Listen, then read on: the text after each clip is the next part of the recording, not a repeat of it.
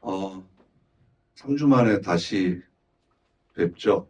그래서 아브라함에 대해서 처음 했던 내용 여러분 잘 기억하지 못하실까봐 잠깐 다시 복습을 하도록 하겠습니다. 창세기 11장 마지막에 보면 아브라함의 아버지가 누구였죠? 데라였습니다. 그리고 아브라함과 그 아브라함의 아버지는 갈대아 우르라고 하는 지역에 머물러 있었는데 스데반의 설교와 여호수아의 설교를 근거로 해서 살펴보면 하나님께서 갈대아 우르에 있을 때 영광의 하나님으로 아브라함에게 나타나셨다. 그래서 내가 너에게 보여주는 땅으로 가라.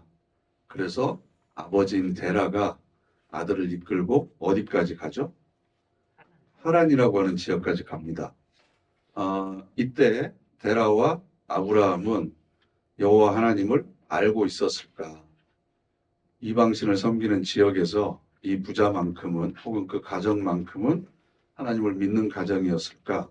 이것에 대해서 우리가 생각해 봤는데 결론은 아니었을 것이다. 영광의 하나님이 나타나셔서 강하게 미니까 어쩔 수 없이 떠나기는 했는데 그 갈대아 우르 즉 메소포타미아 문명과 가나안 문명의 접경 지역이라고 할 수 있는 하란에서 아버지인 데라가 죽고 그리고 아브라함은 그곳에서 또 머무릅니다. 그때 다시 하나님께서 또 나타나십니다. 그게 바로 창세기 12장의 시작입니다. 그래서 다시 한번 아브라함을 강하게 밀어붙여서 그것을 떠나게 하니까 마침내 가나안 땅으로 오게 되었다. 그래서 창세기 12장을 여러분들 성경책을 이렇게 보시면 8절에 그 베델 동쪽 산으로 옮겨 거기에서 아이라 이름을 붙이고 제단을 쌓고 여호와의 이름을 부르더니 점점 남방으로 옮겨가더라 이렇게 돼 있어요. 마침내 아브라함이 가나안 땅에 도착한 겁니다. 그래서 그 마침내는 하나님 편에서 볼 때 드디어 아브라함과 그 가족들을 끌고 와서 이곳에 정착시킨 거죠. 그러니까 지난번에 말씀드렸던 주제는 아브라함은 처음부터 우리하고 다른 믿음의 유전자를 가지고 있어서 그렇게 위대한 믿음의 일을 했던 사람이 아니고 저와 여러분과 똑같이 의심도 많고 주저주저하고 결단력도 없는 그런 사람인데 하나님께서 아브라함을 그렇게 만들어 가셨다. 어떻게 그렇게 만들어 가셨는지 그 과정을 우리가 살펴봄으로써 우리도 지금은 믿음이 없고 연약하지만 나중에 믿음의 거장으로, 믿음의 조상으로 세움을 받게 될 것이다. 라는 희망을 갖자라는 말씀을 드렸어요. 그래가지고 이제 가나안 땅에 들어왔어요. 그런데 12장 10절 말씀이 어떻게 시작하냐 그러면 그 땅에 기근이 들었으므로 기근이 심하게 드니까 먹고 살 게 있어요? 없어요? 없어요. 그러니까 애굽 땅으로 내려갑니다. 애굽 땅으로 내려가서 그곳에서 여러 가지 사건을 겪습니다. 그리고 나서 다시 올라와서 그 13장을 보면 아브라함과 롯이 서로 분가를 해요. 네가 가고 싶은 대로 가라. 네가 동쪽으로 가면 나는 서쪽으로 가고 네가 오른쪽으로 가면 나는 왼쪽으로 가겠다. 그렇게 분가를 합니다.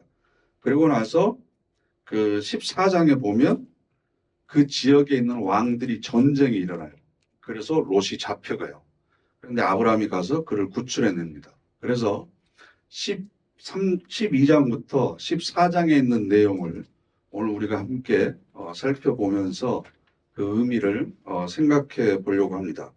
먼저 12장 10절 말씀을 보면 그 땅에 기근이 들었으므로 아브라함이 애굽에 거류하려고 그리로 내려갔으니 내려갔다라고 하는 이 동사에 집착해서 아브라함이 믿음이 타락한 것이다 라고 이야기하는 사람들도 있습니다. 왜냐하면 그 예수님께서 말씀하신 비유를 강도 만난 사람의 비유를 보더라도 예루살렘에서 여리고로 내려가다가 강도를 만나거든요. 그러니까 신앙은 위로 올라가야지 내려가면 안 된다. 뭐 이런 식으로 얘기를 하는데 그 이야기는 별로 근거가 없는 것 같아요. 그런데 오히려 제가 10절에서 주목하고 싶은 것은 애굽에 뭐 하려고 내려갔냐 그러면 거류하려고 내려간 거예요. 거기서 살려고. 이사해서 거기서 살려고. 그럼 이게 지금 말이 됩니까? 하나님께서 약속해 주신 땅은 어디예요? 가나안 땅이에요. 그래서 바로 12장 7절 말씀 보세요. 12장 7절 보시면 여호와께서 아브라함에게 나타나 이르시되 내가 이 땅을 내 자손에게 주리라 그런 거예요. 저기 애굽 땅을 너에게 주겠다 그런 게 아니라 지금 이 땅을 너에게 주겠다 그랬는데 그 약속을 한 지 얼마 안 돼서 기근이 들었다고 어려움이 있다고 애굽 땅으로 살려고 내려가는 거예요. 아브라함이 이 정도로 지금 하나님의 약속에 대한 신뢰도 없었고 믿음도 부족한 상태였다라는 겁니다. 물론 아브라함 편에서 할 수 있는 얘기들이 있죠. 아니 내가 떠나고 싶어서 떠난 것도 아니고 하나님께서 갈대아 우르 내 고향에서부터 영광스러운 모습으로 나타나서 나를 이곳으로 떠나라고 밀어붙이지 않았습니까? 그리고 내가 하나님께서 주저주저 할 때 또 나타나셔서 또 가라고 하지 않았습니까? 내가 이곳으로 오고 싶어서 온 것도 아니고 하나님이 나를 이렇게 강하게 밀어붙여서 이곳으로 오게 했으면 이전보다 형통하거나 잘 되거나 그런 삶을 나에게 해줘야지 도착하자마자 겪은 일이 뭐예요? 기근을 겪는 거예요. 고난을 겪는 거예요. 이런 일들이 우리가 살아가면서 굉장히 유사하게 많이 있습니다. 하나님 내가 언제 이거 직분 맡겠다고 그랬습니까? 주신 거지. 하라고 그랬으면 억지로 맡겨놨으면 잘 되도록 해야지 왜 이런 어려움들이 많이 있는지 그래서 사람들에 대한 원망도 생기잖아요. 아니 나무 위에 올라가라고 해놓고 왜 밑에서 흔드냐 내가 언제 한다고 그랬냐 그래서 내가 어쩔 수 없이 하면 도와줘야지 왜 그걸 가지고 이래라 저래라 뒤에서 말을 하면 도대체 어떻게 하겠냐 이런 일들을 우리가 많이 겪잖아요. 그럼 하나님께서 나를 이곳으로 억지로 끌고 와서 데려다 놓으셨으면 어려움 없이 이 땅을 나한테 주셔야 되고 민족을 이루게 하셨다고 분명히 이루게 하시겠다고 2절에서 약속을 하셨으면 후손의 축복도 주셔야 되는데 왜 도착하자마자 기근을 겪게 하느냐. 오죽하면 약속해 주신 땅이었음에도 불구하고 내가 이집트까지 내려가서 살 생각을 했겠습니까? 라고 항의할 수는 있겠죠. 그런데 중요한 건 제가 그 다음에 9페이지 보시면 아브라함이 기근을 만나 애굽에 내려간 것은 믿음의 타락인가 아닌가라는 겁니다. 만일 아브라함의 믿음이 처음부터 좋았는데 기근을 만나서 믿음이 타락한 거라면 하나님께서 호되게 꾸짖으셨겠죠. 호되게 질책하셨겠죠. 그런데 아브라함이 애굽에 내려간 것에 대해서 하나님께서 꾸짖으신 적이 없습니다. 아브라함도 하나님 제가 잘못했습니다라고 회개한 적이 없습니다. 그럼 이것이 어떻게 된 일일까? 그래서 그 다음 질문이 뭐죠? 애굽에 내려간 것에 대해 하나님의 꾸짖음이 있었는가? 없었습니다. 하나님께서 아브라함을 처음으로 꾸짖는 장면이 나와요. 그게 바로 창세기 17장 1절부터 4절인데요. 함께 읽어보실까요? 아브라함이 99세 때에 여호와께서 아브라함에게 나타나서 그에게 이르시되 나는 전능한 하나님이라 너는 내 앞에서 행하여 완전하라. 내가 내 언약을 나와 너 사이에 두어 너를 크게 번성하게 하리라 하시니 아브라함이 엎드렸더니 하나님이 또 그에게 말씀하여 이르시되 보라 내 언약이 너와 함께 있으니 너는 여러 민족의 아버지가 될지라. 아멘. 여기서 가장 핵심적인 구절은요. 1절에 나는 전능한 하나님이라 여기에다 밑줄을 그어놓으세요. 나는 전능한 하나님이라. 이게 왜 아브라함에 대한 심한 질책이냐고 그러면 창세기 바로 15장에 있는 말씀을 제가 또 교재에 실어놨죠. 네? 1절부터 3절 함께 읽겠습니다. 이후에 여호와의 말씀이 환상 중에 아브라함에게 임하여 이르시되 아브라함아 두려워하지 말라. 나는 내 방패요 너의 지극히 큰 상급이니라. 아브라함이 이르되 주 여호와여 무엇을 내게 주시려 하나이까. 나는 자식이 없사오니 나의 상속자는 이 다메섹 사람 엘리에셀이니이다. 아브라함이 또 이르되 주께서 내게 씨를 주지 아니하셨으니 내 집에서 길린 자가 내 상속자가 될 것이니이다. 이게 15장에 있는 말씀이에요. 15장에. 아브라함이 뭐라고 그러냐 그러면 75세에 가나안 땅에 들어왔어요. 그런데 10년이 지나도록 하나님께서 후손을 주시지 않는 거예요. 그런 경우에 대부분 후처를 얻어서 아이를 낳든가 아니면 자기의 몸종이나 노예 중에서 가장 똑똑한 노예를 자기의 양아들로 삼든가. 그래서 아브라함이 하나님께 뭐라고 그러냐 그러면 2절에 나는 자식이 없사오니 나의 상속자는 이 다메섹 사람 엘리에셀이니이다. 그러면서 아브라함이 또 이르되 주께서 내게 씨를 주지 아니하셨으니 여기는 원망이 섞여 있죠. 민족을 이루겠다고 약속해 주셔놓고 왜 나에게 자식을 주지 않습니까? 그러니까 내가 엘리에셀을 상속자로 삼는 것은 당연한 겁니다. 이건 다 하나님 탓입니다. 하나님이 알아서 하십시오. 그랬더니 여러분 이제 성경책을 펴보셔야 돼요. 창세기 15장 4절. 창세기 15장 4절 말씀, 5절 말씀, 6절 말씀 함께 읽겠습니다. 여호와의 말씀이 그에게 임하여 이르시되 그 사람이 내 상속자가 아니라 내 몸에서 날 자가 내 상속자가 되리라 하시고 그를 이끌고 밖으로 나가 이르시되 하늘을 우러러 무별을 셀 수 있나 보라. 또 그에게 이르시되 내 자손이 이와 같으리라. 아브라함이 여호와를 믿으니 여호와께서 이를 그의 의로 여기시고 아멘. 그래서 하나님께서 분명히 말씀하셨죠. 아니다. 너에게서 태어난 자가 너의 상속자가 될 것이다. 그래서 그러면 8절 봐보세요. 그가 이르되 여호와여 내가 이 땅을 소유로 받을 것을 무엇으로 알리까? 애는 10개월 뒤에 태어나니까 언제 이루어질지 모르고 하나님께서 이 땅을 주신다고 그랬는데 이 땅이 내 것이 될지 안 될지 그걸 어떻게 압니까?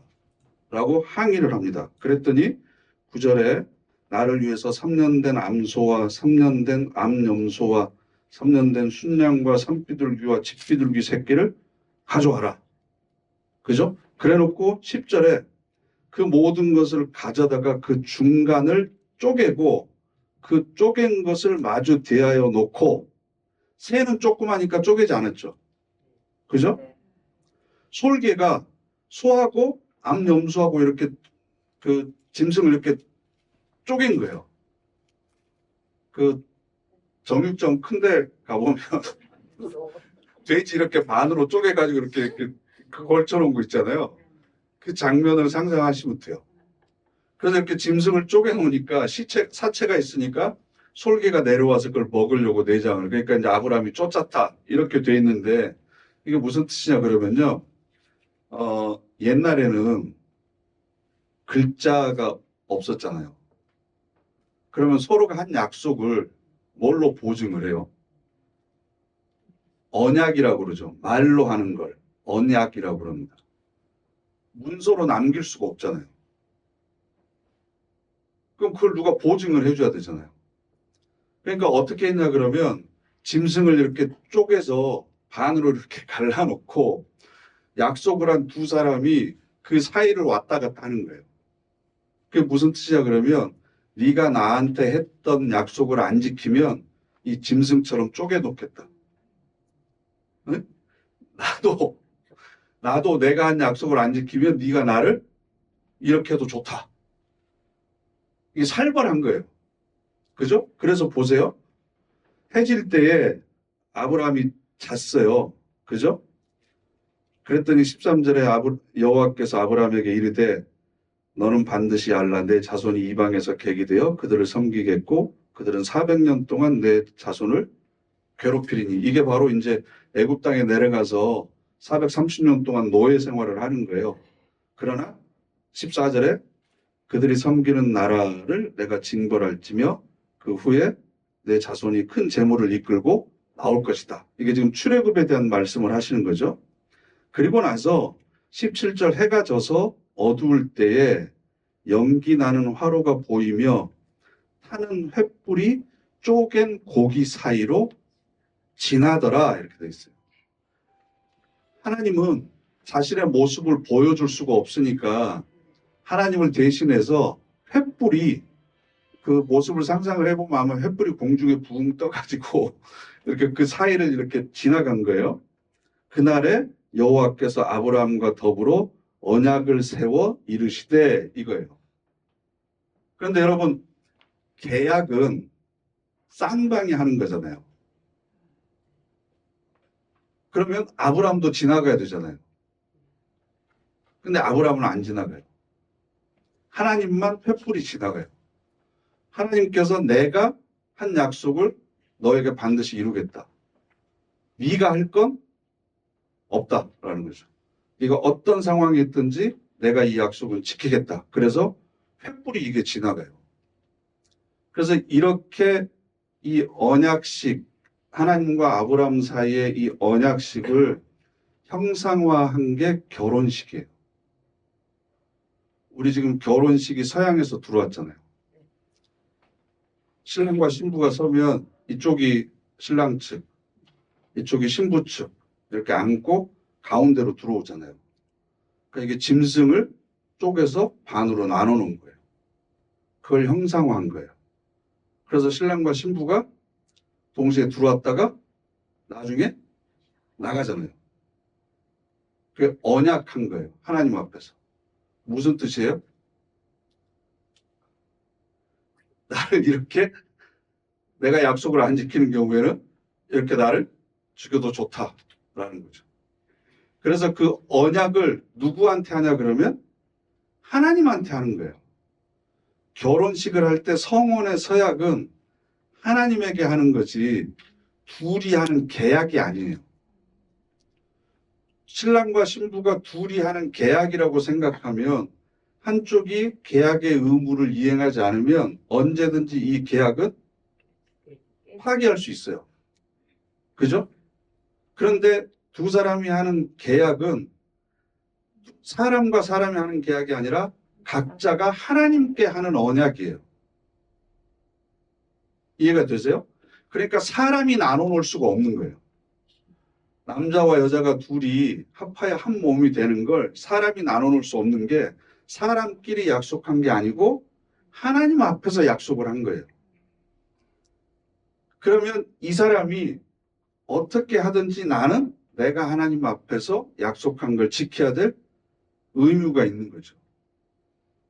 이해가 되세요? 그래서 이 두 사람의 언약을 하나님 앞에서 하는 것이기 때문에 그것을 중재해 줄 성직자가 서는 거죠. 그래서 결혼 예식에 목사나 신부나 성직자가 하나님과 이 두 사람을 중개하는 역할로 여기 서서 성혼 서약을 받는 거예요. 결혼 계약식을 하는 게 아니고 성스러운 혼인의 언약식을 중재하는 역할을 하는 거죠. 그런데 요즘에는 결혼식에 주례 없는 결혼식 많이 하잖아요.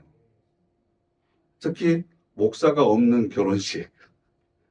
그래서 그 부모님이 하기도 하고 주례사를 스승이 하기도 하고 그러는데 그건 결혼식의 형식만 빌려왔지 의미를 제대로 모르기 때문에 그렇게 하는 겁니다. 이해가 되세요? 결혼식의 원래 의미가? 그러니까 여러분들이 만약에 이제 손주 결혼시켜야 될 나이인가요? 아니면 자녀들 결혼시킬 때 자녀들하고 이거 요즘에 굉장히 갈등이 많아요.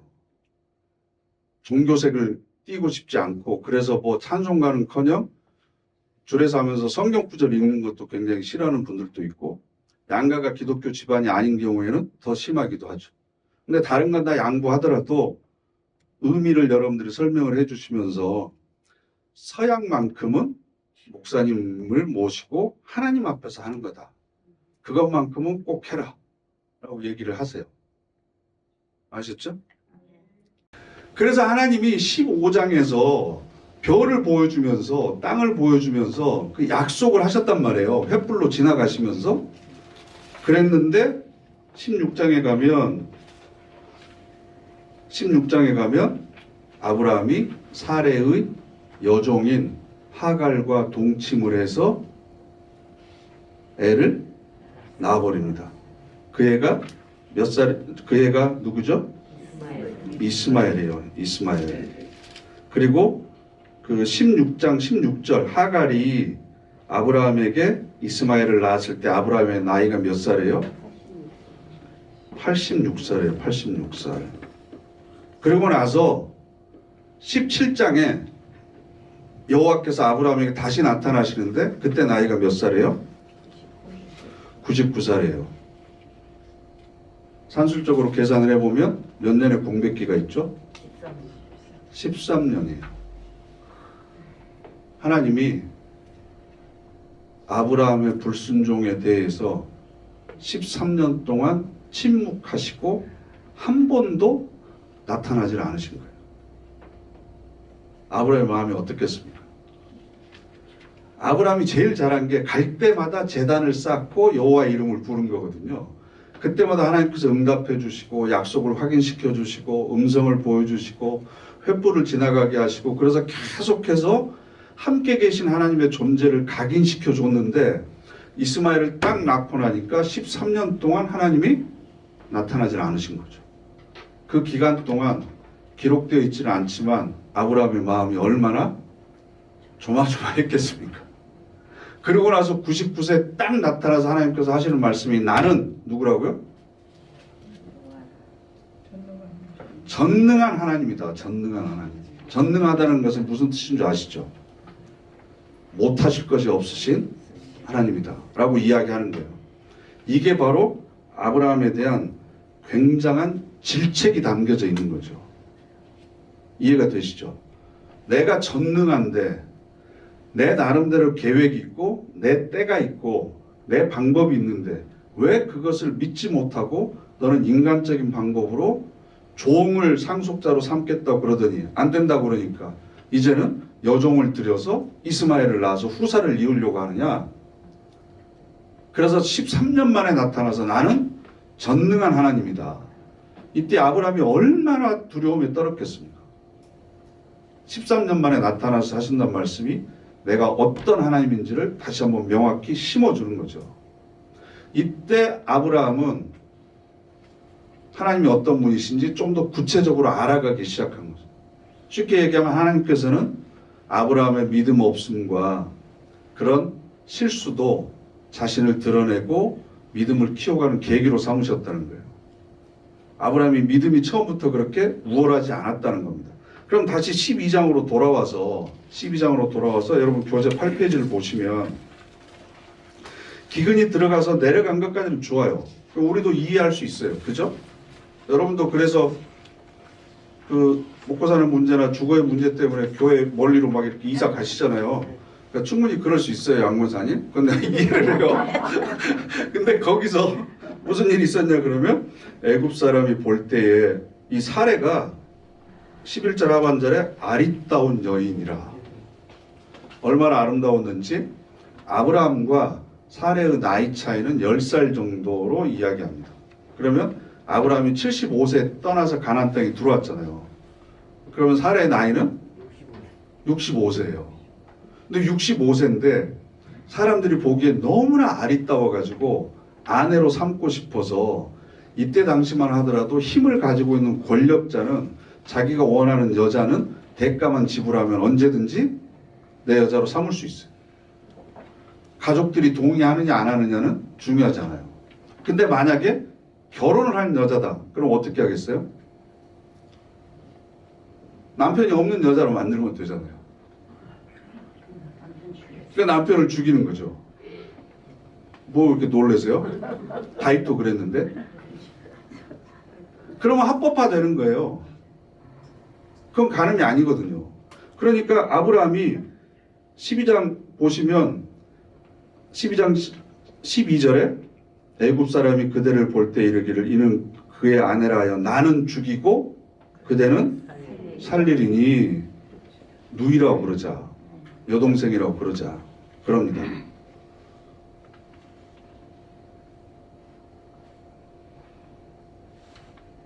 그러니까 남자는 믿으면 안 돼요. 그러니까 남편이야, 남의 편이지 내 편이 아니야. 지 살자고 나는 여동생이라고 그래요. 그랬더니 너무나 아름다워가지고 소문이 나가지고 바로 왕이 귀에게 들어가서 바로 왕이 그 여자 데리고 와라. 그래서 칭찬을 하니까 궁으로 이끌어 들인 거예요. 그래서 16절에 바로가 그로 말미암아 아브라함을 후대했어요. 그래서 아브라함에게 뭘 줬죠? 양과 소와 노비, 종들도 주고 암수, 나귀와 낙타를 막 준 거예요. 이게 지창금 같은 거죠. 대가를 지불하고 그 여자를 자기 아내로 삼은 거죠. 그랬더니 그 다음에 무슨 일이 일어났죠? 9절에? 아니 9페이지에 여호와께서 17절 말씀 아브라함의 아내 사레의 일을 바로와 그 집에 큰 재앙을 내리신지라. 그래서 아브라함이 20절 말씀 보시면 하반절에 그들이 그와 함께 그의 아내와 그의 모든 소유를 보내었더라.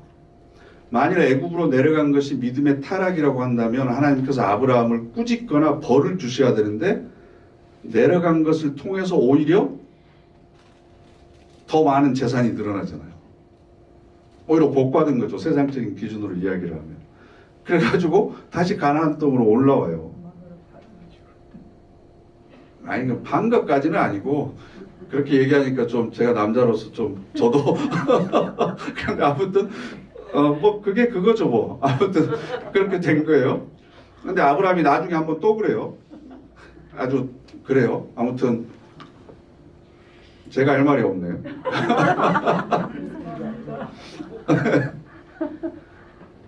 이때 여러분들이 이제 상상을 좀 해보셔야 되는 게 이 경험을 통해서 아브라함이 하나님에 대해서 어떻게 알았을까? 하나님이 이런 분이구나. 갈대아 우르에 나타날 때는 영광의 하나님으로 나에게 나타나셨는데 이번 일을 겪으면서 아브라함은 하나님을 어떤 분으로 경험하게 되었을까라는 거죠. 그 결과가 바로 13장에 나타나요.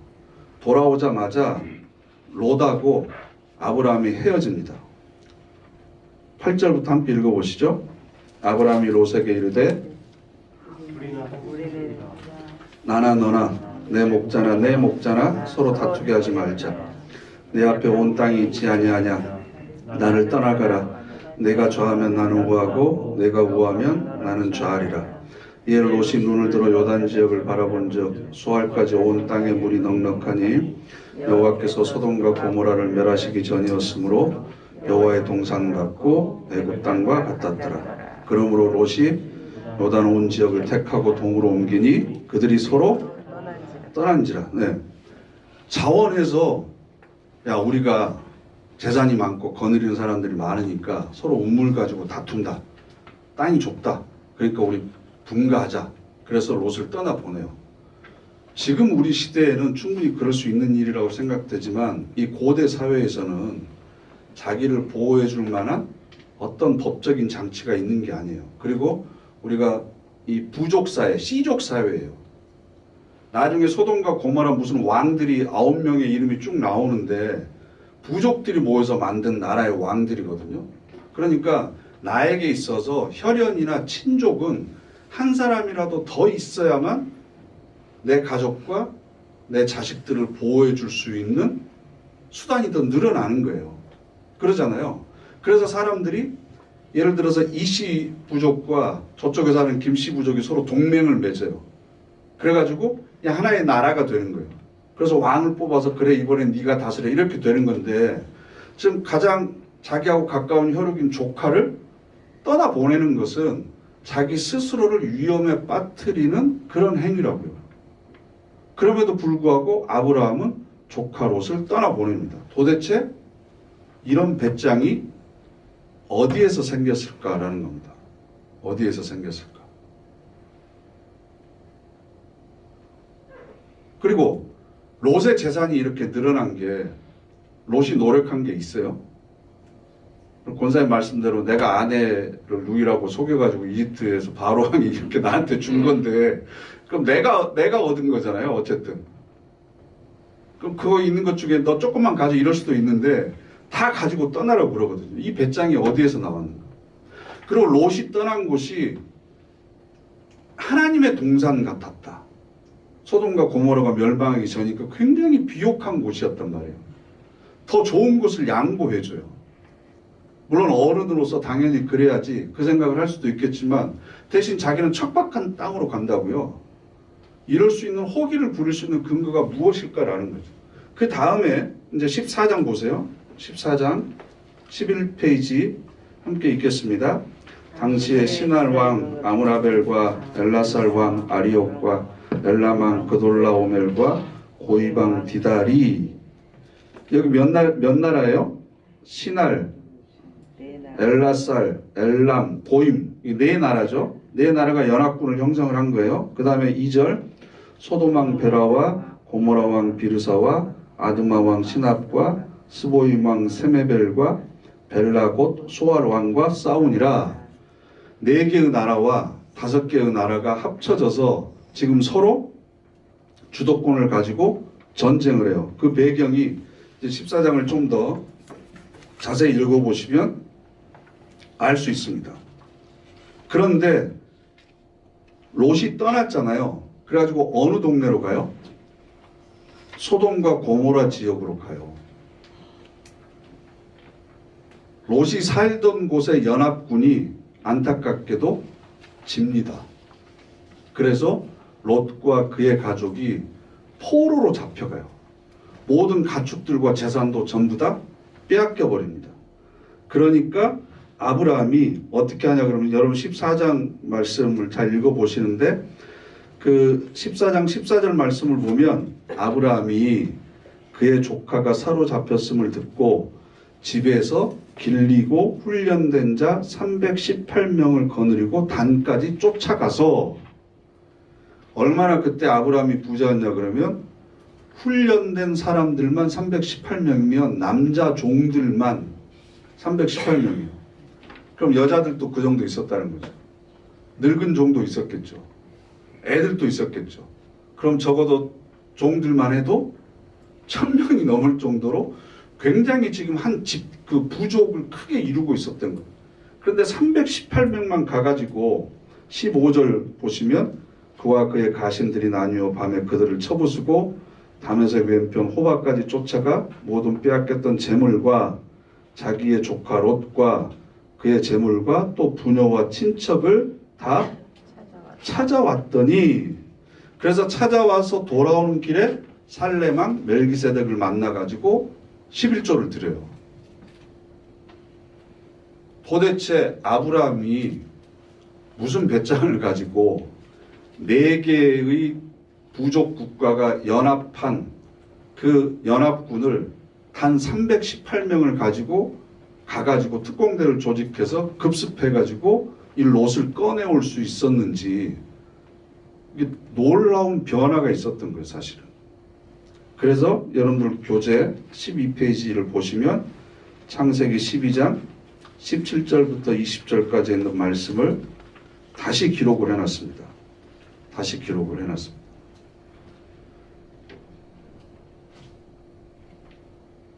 내 아내를 누이인 줄 알고 바로가 궁전으로 데리고 왔잖아요. 그죠?